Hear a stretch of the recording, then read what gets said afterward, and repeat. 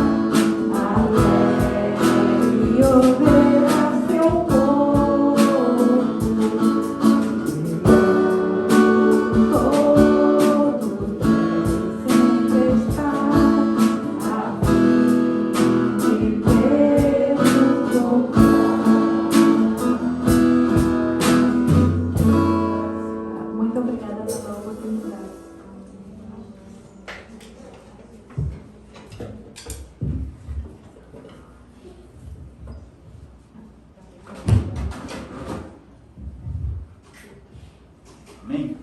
Hoje, como é um culto missionário, todo culto a gente passa um vídeo de consciência missionária. Hoje nós vamos passar um vídeo que vai falar sobre a consciência missionária aqui no Japão, né? O Japão é um dos países que tem menos evangélicos, né? Tem muito poucos evangélicos. Então a gente vai ver um pouquinho da história.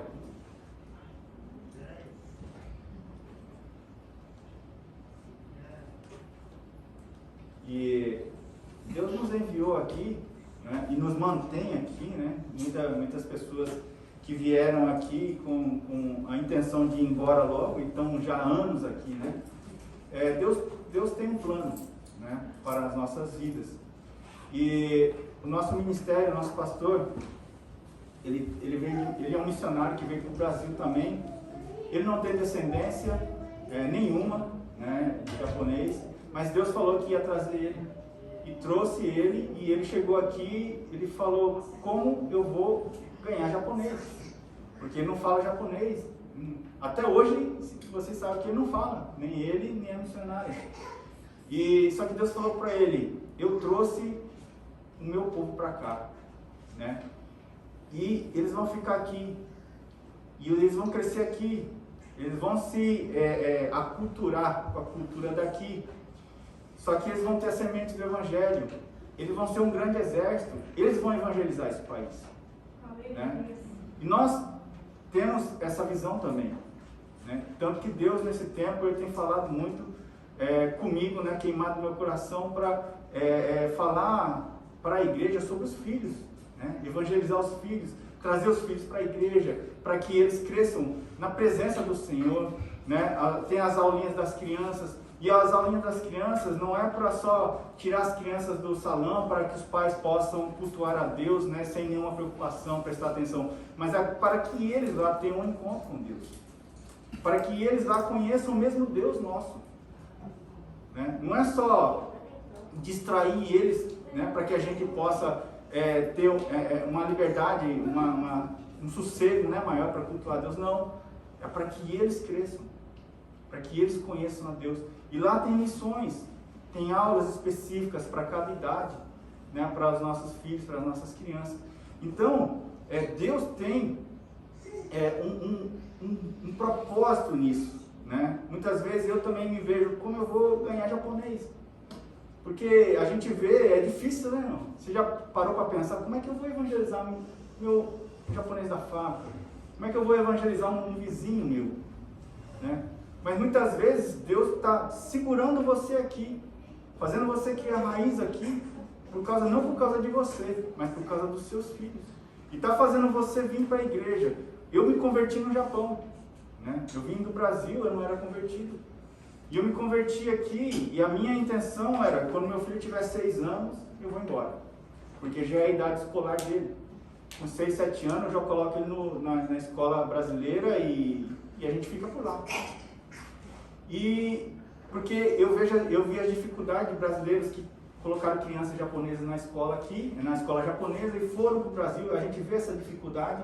E também crianças que já vieram um pouco grande e entraram na escola japonesa, que a gente vê a dificuldade. Eu falei para meu filho, eu não quero isso. Então, com 6, 7 anos, a minha intenção era ir embora. E aconteceu tanta coisa que não foi possível. E aí eu falei, então eu vou colocar meu filho, a gente fica naquele dilema, né? Eu coloco na escola brasileira ou numa escola japonesa. Eu falei, todo o sonho de quem está no Brasil é ir para o exterior e colocar numa escola estrangeira, né? Que é status, é boa, é melhor. Sempre, né, no Brasil a gente tem ideia de que lá fora é melhor. Então eu falei, vou colocar meu filho na escola japonesa.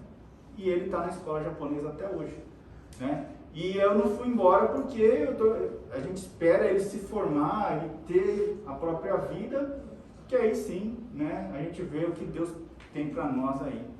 Então eu vejo Deus segurando a gente, nos conduzindo a nós para o caminho dele, para que a gente ensine nossos filhos, que vão ficar, a gente não sabe se vão ficar, né? Mas Deus pode espalhar eles pelo mundo também, para evangelizar o mundo, a gente nunca sabe os caminhos do Senhor. Mas uma coisa Deus não tem promessa só para nós, Deus tem promessa para a nossa casa, sabe? Quando Davi, ele queria construir um templo para o Senhor, e ele falou assim, eu moro em palácios, e Deus mora numa tenda, que a arca ficava na tenda, Moisés, que Deus falou para Moisés construir, o tabernáculo. E ele falou, eu vou construir um templo para o Senhor, onde vai estar, vou colocar a arca, a presença do Senhor vai estar lá. E ele foi falar para Natan, e Natan falou, não, faz conforme o seu coração.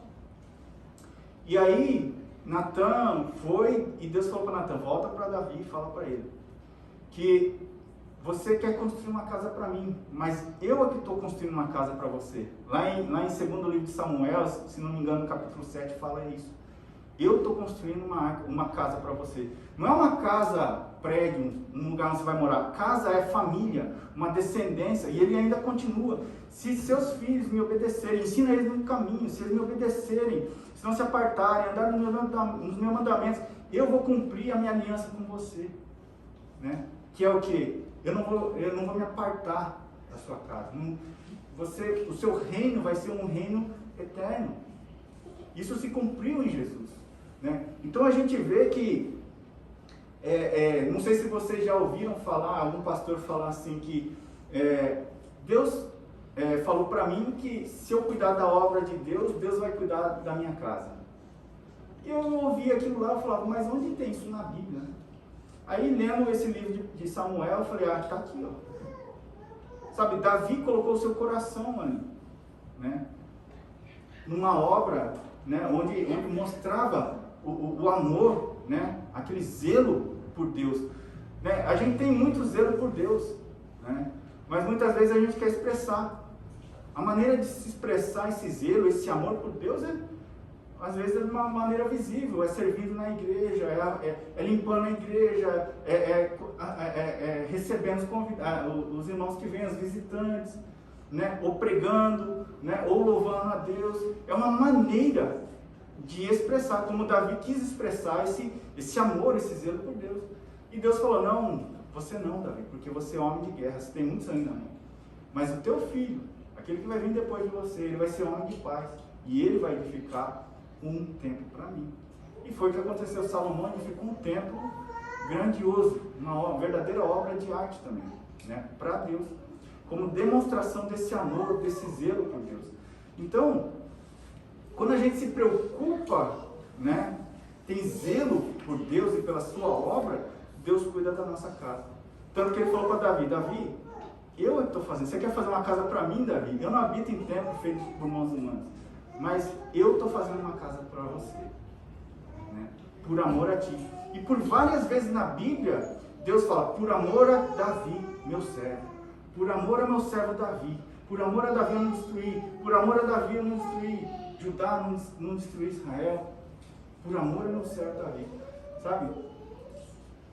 Como é interessante, né? Como Deus, ele dá valor, ele valoriza aquele que ama ele. Ele cuida daquele que ama ele. Ele cuida daqueles, dos filhos, dos netos. E vocês verem a história de Israel, nós estamos estudando, nós vamos começar a estudar isso, né, sobre a história de Israel, que muitos dos filhos de Davi não foram fiéis a Deus. Mas mesmo assim, Deus foi fiel, né? Ele deixou uma tribo, Judá, porque ele falou para não se apagar a promessa da casa de Davi, né, que viria dali, né, o meu descendente. Então Deus, por amor a um servo fiel, ele guarda toda uma linhagem, toda uma descendência.